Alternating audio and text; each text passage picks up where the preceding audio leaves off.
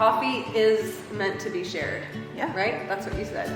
It was something like that. It was a fabulous Coffee quote. is a connector. Coffee is a Everywhere connector. around the world, coffee brings people together. I love that. So Jess has been generously providing the coffee for our Coffee and Connections for basically all of 2024, starting the end of 2023, and we're so very grateful.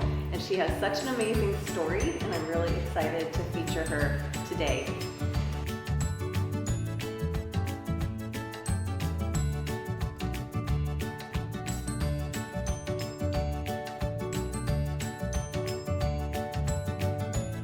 Yay, our very special guest. I'm so excited. So you're just with people in this room, and it's no big deal. I'm super uncomfortable. I don't like the spotlight, so I'm just full transparency. You're so fine. But first off, thank you guys for coming out. Thank you to my friends. These are my people for coming and seeing what this is about. This has been such a great group that I have met and been a part of, like I said, for a little over a year.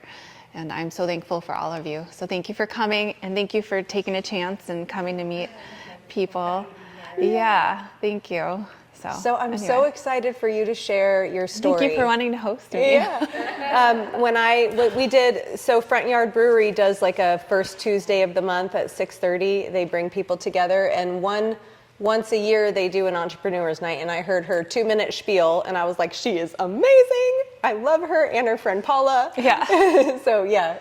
And that's kind of how we met, yeah. Tell us about how your business was birthed. Well, it was formed out of a homeschooling project. So we're military as well, which is our connection, and you just find your people.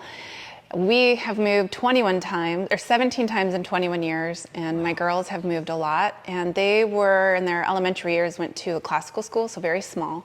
And then we moved to the West Coast in the middle school years, and then COVID happened, and they, being brand new into a public school, very techie from like all the literature, classical background, they were miserable. And they are the ones that were asking me to homeschool.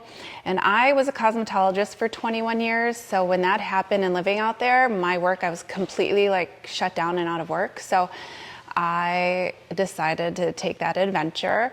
And my husband is very, all about like starting a business and entrepreneurial, and so he had the idea of why don't we like teach them what it takes to start a business, because our oldest was in 8th grade at that time, and I love coffee, he loves coffee, but we didn't know why we love coffee. So since I was a teacher, I chose the subject, and here we started our year-long homeschooling project, and it was so much fun. We would go on family walks and just like talk about like who would we sell to, and like we had the girls pretty much come up with everything. And at the time, my husband was a pilot, and we had our own plane, and so we would fly a lot as a family. And so it started out that we were going to sell our coffee to the FBOs, like where like private planes would fly into, because everybody drinks coffee. Coffee is a connector everywhere.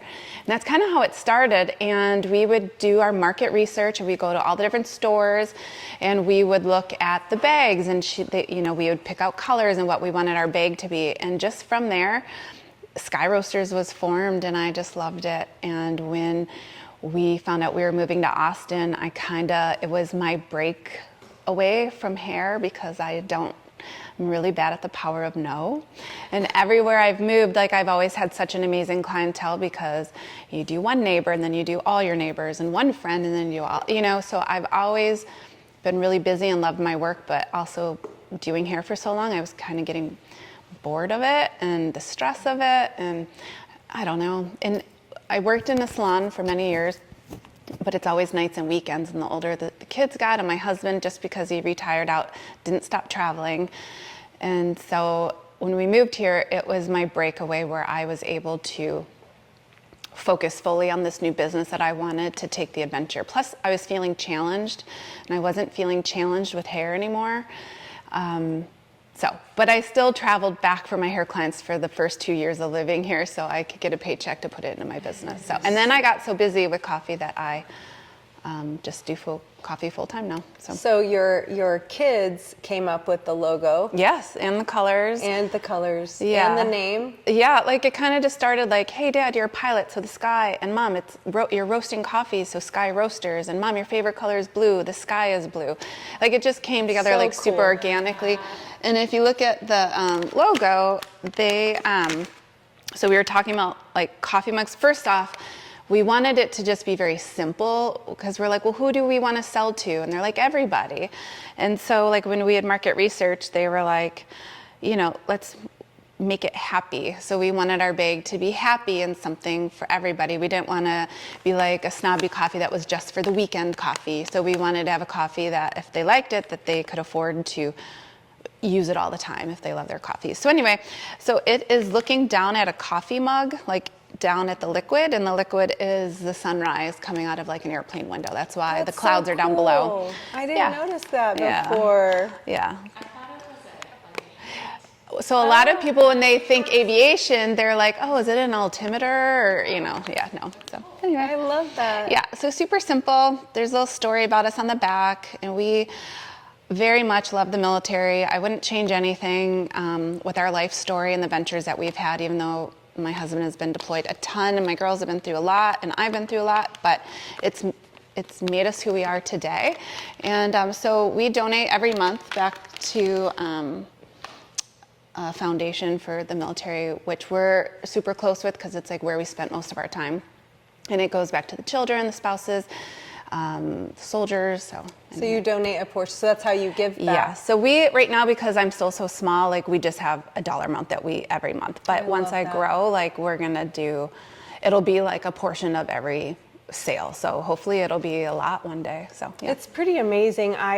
Growing up in Los Angeles, there's no military presence there, really. So I wasn't exposed to it of the West until Coast. It was the hardest move on us. Mm-hmm. I didn't experience it until I came to Austin, and my best friend, when my daughter was little, my friend Mary and her husband was in the Army, and he was deploying, and I was like a hot wreck. I mean, I couldn't stop sobbing. He's going away. He's going to Afghanistan. Oh my God. I was hysterical. And she was so strong, and she had been through it so many times. And I'm like, gosh, military wives, Army wives, you are Air Force wives, the strongest people to hold space like that. And what I'm going to cry, but like what a special, people are deployed and they're helping our country, but then you're sitting here with strength and staying, committed to your families, and you don't really have a choice. Your spouse doesn't want to leave you, and yet you have to pull up your big girl panties because you just got to make it work. You got to do it, and so you do it, and it all works out. Well, and that's the lesson of life, right? Is like the Serenity Prayer is like my favorite thing, and I didn't even know that it was connected to AA. I just found it one time when my dad was going through Huntington's disease, and I wore it every single day. But, God grant us the serenity to accept the things we cannot change, right? The courage to change the things we can, and the wisdom to know the difference. And we're all given those very challenging situations in life at some point or another, and it's like, we can't control what's going on around us, but we can control how we show up to it. Like this morning was complete, sheer, and total chaos. We could have been completely 2 people stressed. might come. 2 people might show up. We could have been completely stressed and frazzled, or we could have just been like, it is what it is. It's all part of the It's all going to work out. It's all part of the surrendering. It's what we can control. And what you have controlled is making this amazing coffee, bringing it to the people, Thank you. allowing it to connect. So you have several different roasts, and I know we're going to get to try them in a minute, but I also would love to hear how you share this at the Dripping Springs Farmers Market. Okay, yeah. So I told you I go off book. Oh, it's fine. I love it. I love it. It just brings me joy. I feel challenged every day with it. This is totally out of my comfort with trying to grow my business. And doing hair for so many years, I am not very techie. So I didn't even know what a Pantone color was. Things like designing a website, it has taken me so long. But I'm proud of everything that I've learned along the way. It's really frustrating, and I've had to ask for help, which has been hard, but it's built out of pure love, and I look at it and I'm proud of it, and I enjoy what I do every day. And so it's been fun that I'm at the stage that I am with having my online store up and running, and I'm kind of I've already held back from other markets. So I'm only at the Dripping Market right now because life is taking over. My husband still travels all the time, and we have a senior, so we're going through all the college, like first one that's so stressful. Don't let anyone tell you it's not, because that is so stressful. And then our youngest is a sophomore, and she's a big lacrosse player. And so we got the whole, she wants to play in college, so like recruiting stuff is already happening. So life is happening. And so it's been giving me the flexibility. I love Dripping Springs Market because it's on Wednesdays, if anyone's been out there or not. Okay, it's a great market. You can do all your grocery shopping, go home with dinner, meals. It's more food-based and farmers, and instead of like knick-knacky stuff, which I love knick-knacky stuff, they still have it, but it's like a true farmer's market. And it's Wednesday. I don't miss out a ton on my family life because I did work weekends as well at markets, and it was just too much because I was still having to ask people to drive my kids everywhere because my husband would be gone. My 17-year-old didn't want to drive, so she just got her license this summer. Anyway, the whole thing. But yeah, so I do local delivery and I ship. The Dripping Springs Market is amazing, and that's where I'm at right now. I'm in a restaurant. I'm in... Ooh, what restaurant? Jupiter Supper Club. It is right across from the Paramount. Yep. Cool. And I hope to get into more, but I'm actually, this is what 2025 is bringing. I'm at the point, once we get McKenna into college, I am looking for a bigger space, and I'll have to hire like 2 people, which will be fun. And then I hope to get into more like hotels and restaurants and things like that. It's very, very exciting. So If people want to order your coffee now today, is that what that QR code is for? Yep, it takes you to my website, and then through my website you just click shop now, and I do subscriptions. And if you live in local area, I have discount code is local delivery, so you don't pay for shipping. $50 or more is free shipping anyways. And you can always send an email and phone number go directly to me. So. And then I'll link that below on the... Yes, Okay. we will link that on the description. I'd love for you to share your why. Okay. And then I'd love to do the tasting, tasting? hear about the Okay. different roasts. Well, the why was kind of just organically formed. I was feeling just kind of blah about hair. Like I just kind of wasn't, like I said, challenged anymore. Mm-hmm. And COVID, for me, taking that break where it wasn't my choice, it was easy because I just wasn't doing it. And then the kids wanting to be homeschooled was just a big change in our life, and it just opened up my eyes, and us doing something as a family. Never in a million years did I think I was going to be a coffee roaster. I mean, I did hair. I've always done hair. And it was just so much fun. So that's the why. I just felt challenged. It was very hard, but I loved it, and it was something new. And like I said, I always loved coffee, but I couldn't tell you why I liked it. And I will not claim to know everything about coffee. I'm still learning. I still go to seminars all the time and do online education, and it's just fun and challenging. So, and I still love coffee. I have to share the Sarvi. I gotta tell her the story. So I love that you followed your joy, and I think that's why my word is resonance. Is like, what does it resonate? Does it feel like I'm pushing a boulder up the hill? Then no, I don't want to do that. I want to do what feels joyful and stay in that place. So this weekend I was in a seminar. Sarvi was there, a training actually, an NLP practitioner training. I was assisting, and my daughter was there. Sarvi was there. Nice. And That's cool. since I was an assistant, I got to be behind the scenes with the team, and I'm with Dr. Matt. He is who owns the company and runs everything. And we were talking about dreams and goals and like taking leaps of faith.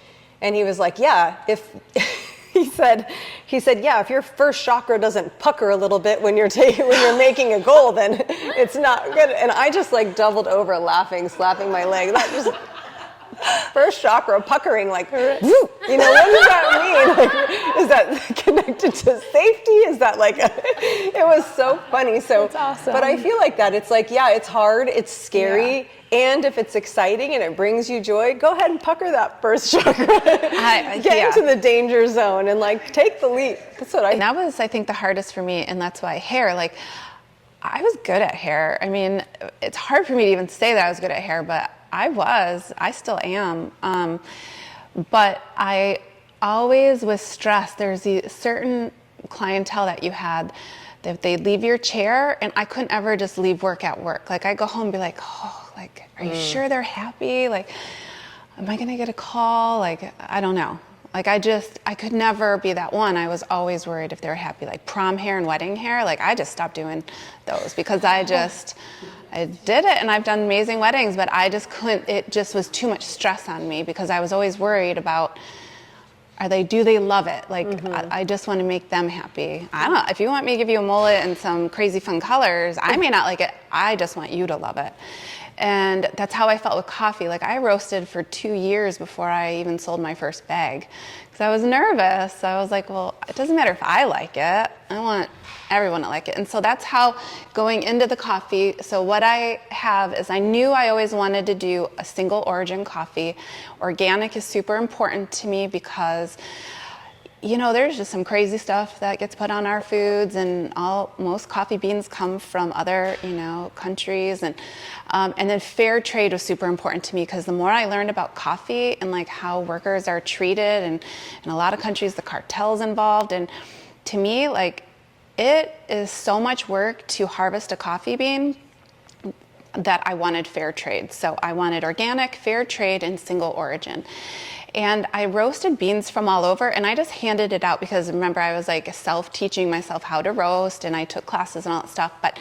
And then I wanted feedback, so I asked for feedback, and the Guatemalan bean was one of the favorite beans, and so that's the bean that I focused on. And then I wanted to find a farm that resonated with me and find a bean that I wanted to be a part of. And so that's why my bean is a Guatemalan bean. So it is very different than an Ethiopian or Kenyan bean where, the altitude, the soil is very different. This is high grown, volcanic soil. And the beans are bold and smooth, but it removes a lot of the acidity. I like to explain because this is something that I learned when I try a Kenyan or an Ethiopian bean, it tends to make like my palate pucker, and a lot of people use the word bitter, like that coffee's bitter. And what I've learned is it's not necessarily bitter, it's generally a lighter roast where you're getting more of the acidic and like fruity flavors, but it makes your palate pucker. And a lot of people are like, that's bitter, but it's supposed to do that. So, back to my beans. So I found when I moved here, playing around with Guatemalan beans, I also learned the hard way. Like I said, it's been challenging to start your business. So first off, the coffee shrub produces a coffee bean once a year, right? And so when you buy the big bags of beans, they're 150 pounds. They're very expensive, like depending on where and what bean. For example, my one bag of beans is around $900. So I'm small, so if I'm just buying like 4 at a time, I ran out and I couldn't get my hands on that bean anymore. And I was like, what do you mean? Well, I was like, how? So that was a learning process. How do all these huge, coffee roasters, how do they keep their bean in stock when that is their bean? Because I knew that this is what my bean. So I learned that you have to like pre-order and estimate what you're going to sell for that year. And so that's been a fun adventure for me because the bean only produces once a year. So you got to get your hands on those beans. And then it's like wine. If they get more rainfall one year, or they use different organic food to feed, it could change the flavor of your bean, even though it's from the same coffee shrub. So interesting. Yeah. So I want to go back to what you said about acidity because I want to understand too about the time that you eat it, or not eat it, the timing between the roast and the drinking of it, because your coffee is like the only coffee or anything else that I've had that's like freshly roasted that doesn't tend to agitate my stomach. Okay. But I'm a tea drinker. No, it's typically, good. I this drink is tea coffee too. in here now, but I can do coffee like as my second drink typically, not usually as my first drink of the day. But this coffee doesn't upset my stomach. Okay. So I have researched that because I actually have a few customers that have come to me like at the market and just talking, or just through my couple years of doing this, that'll say, oh, it's too acidic, I can't drink coffee, it bothers my stomach. And I just said, well, try mine and let me know and I'll refund you if it doesn't work. And I have a few customers that can tolerate my coffee. So through research, the higher grown coffees, for some reason, the acidity in the soil is less, and people can tolerate that. It doesn't bother their stomachs. Now, if you're going to drink a ton of coffee, you may, just because of the caffeine. But yeah, okay. But yeah, the higher grown coffee generally from Central American beans, as generally doesn't upset stomachs, which is Awesome. higher altitude So you grown followed coffee. your joy and you found the right bean. Yeah. We should have talked about the book, The Coffee Bean. Oh, If you guys haven't read the book, The Coffee Bean, you should look up Damon West and search up The Coffee Bean, because that's like segues perfectly into this conversation. Love it. But yes, tell us about your roast Okay. while we taste. Okay, you want to start with Yeah, the tasting? let's Okay, taste. so first off, my bean is all organic, fairly traded, and it's from a 5th generation family farm near Lake Adelon in Guatemala. And I will keep that bean as my signature bean as long as they are producing beans. So, and one thing that I love is I've gone down to Falcon bean importers in Austin, and that's who I use. And I have been able to do, so like wine tasting, for tasting for coffees, it's called cupping, and they taste it all around the world. It's the same rules, it's the same way, so everybody cups coffee beans the same way.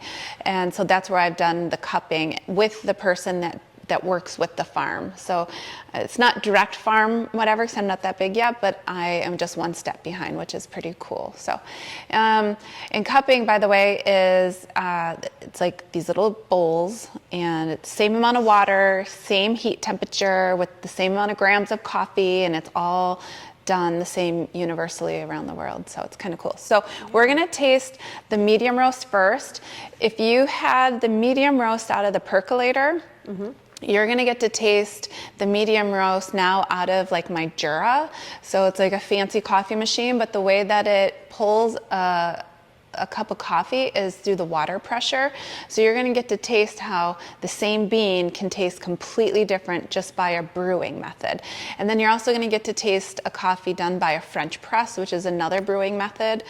And so that's just kind of fun. And then if I had a drip, so that is kind of fun to taste how different. Cute. Okay, so this is the medium roast. Now, I know that there's no creamer and all that kind of stuff, so you may not like it because that's just not how you like your coffee. And I'm a true believer. I'm not a coffee snob. I want you to enjoy your coffee the way you love your coffee. That's how coffee is meant to be enjoyed. I want to thank you so much for being here, for sharing your coffee. And then also I just want to say that Damon West story, it's just too perfect. I have to share that basically you guys can look up and see who he is and what his story is. But the bottom line is, when you are in the worst situation you could possibly be in, like prison, when you go into any situation that's really hard, you can, his thing was be the coffee bean. You can either be a carrot, you can be an egg, or you can be a coffee bean. So you can let life, you can be hard on the outside, soft on the inside, and let life harden you on the inside as well, with all the pressure. Like if these things were in a pressure cooker, or you could be like a carrot in a pressure cooker, it's just gonna get soft and mushy. Or you can be like a coffee bean in a pressure cooker of water, and what a coffee bean is going to do is transform and not only be a delicious drink, but it's going to transform the entire pot of water around. So I just thought that was so perfect, especially coming from someone who's lived, how many, 17 different places in 21 years, and who's been able to hold it together through all the highs and lows, and to be able to contribute back to the families that are doing that is just really, really special. And I love what you do, and I'm so grateful that you're sharing it with Can the I world. say one last thing? Please. So I think my favorite thing with coffee is like how I said, coffee is a connector. And why I love the market is I love seeing people enjoy something that I've made. And like, I love all feedback. Feedback is a gift, negative or positive, because you can take it and grow from it. But I think that has been fun. Even just like hair. I think that's why I really enjoyed hair. I love seeing smiles and making somebody's day. I mean, I love doing my hair and feeling good with it. So, but I really enjoyed coffee, and I loved learning why I love coffee. So it's been fun. And is that, so one of the questions, I didn't want to keep going on with this because of the time, but one question was, how do you show up for yourself every day, because you're contributing and giving so much, and how do you show up for yourself every day and give yourself, Doing this. give back to yourself? Coming and being with people and my friends. Over a cup of coffee? Yeah. Thank you so much, Jess. I have to say that you are one of the most generous people And I know on behalf of Hannah and I, we're so grateful for all that you've given into this community. I really enjoyed meeting you guys and